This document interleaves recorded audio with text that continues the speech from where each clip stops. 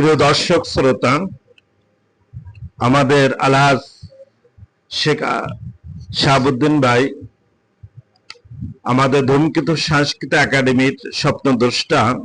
তিনি তার স্বরচিত একটি কবিতা পাঠিয়েছেন। সেই কবিতাটি আমি আপনাদের সামনে পাঠ করছি। কবিতাটির নাম মনিরামপুর।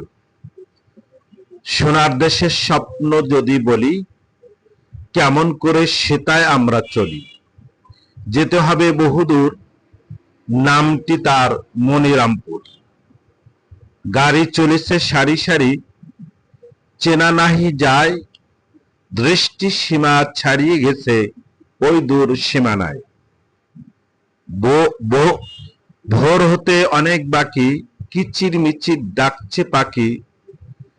শীতের আমেজে কাঁপছে দেশ, ছিন্ন মূলে সবই শেষ। নূরবাগে নেই কো নূর, অন্ধকারে ভরা। যেতে হবে বহুদূর, আছে শুধুই তরা। ধোপা দা হারিয়ে গেছে, হদিস নেই কো তার। ধোপা দি বসিয়ে আছে মুক্তি করে ভার। সবুজ শ্যামল মাঠ পেরিয়ে পেলাম সুন্দরীর দেখা। পসরা সাজিয়ে বসে আছে মিষ্টি চানাচুরের মেলা। সামনে আছে বিপদ এমন কারো জানা নেই। রাস্তার ধারে রশিতে ঝুলছে বিপদ নামে সেই। নাম শুনে সবাই কাঁপছে, অন্তর কাঁপছে সবার মন। নির্বাচনে এলেন যিনি, নাম তার বিপদ রঞ্জন। সেই যে বিপদ হারিয়ে গেল, সারা মেলেনি তার।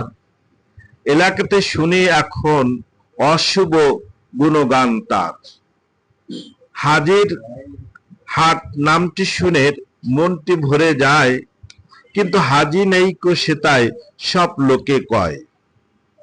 নামের ব্যবহার করো না কো, নাম দিয়ে কি হয়।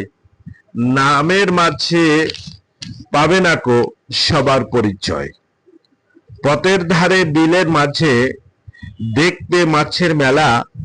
জেলেরা সব খাবার নিয়ে ভাসিয়ে দিয়েছে ভেলা।